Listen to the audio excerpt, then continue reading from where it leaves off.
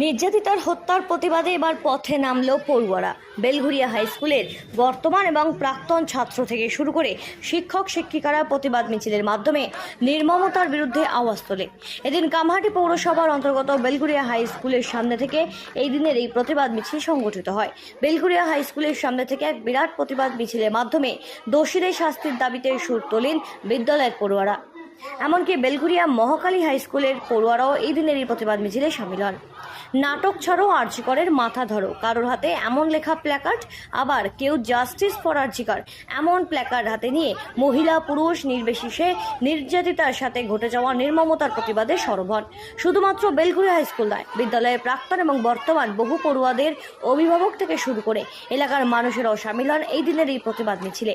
পার্শ্ববর্তী school Mahakali high school সেই বিদ্যালয়ের পড়ুয়ারাও এই দিনের এই প্রতিবাদ মিছিলে অংশ নেন। এমনকি মায়ের হাত ধরে একটি বাচ্চা মেয়ে এবং নারীকে সুরক্ষা দেওয়া থেকে শুরু করে দোষীদের শাস্তির দাবি জানিয়ে উই ওয়ান্ট জাস্টিস এমন লেখা প্ল্যাকার্ড হাতে নিয়ে প্রতিবাদ মিছিলে পা মেলান বহু মানুষেরা।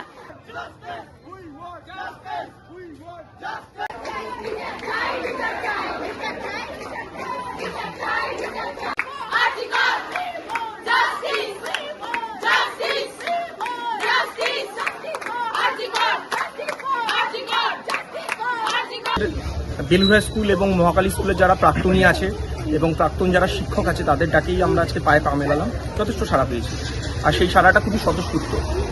বেলঘরিয়া স্কুলের প্রাক্তন ছাত্র, সেই দিক থেকেই আমরা একটা প্রতিবাদে পায়ে পা মিলিয়েছি।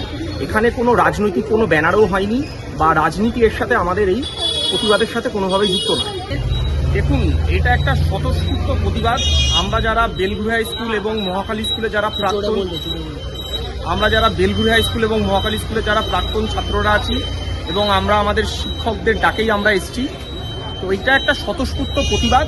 এই প্রতিবাদে আমরা বেলঘরিয়া স্কুল থেকে যারা ছোটবেলার থেকে যারা বড় হয়েছি, আমরা সবাই মিলে এসেছি এই প্রতিবাদের অংশ হতে।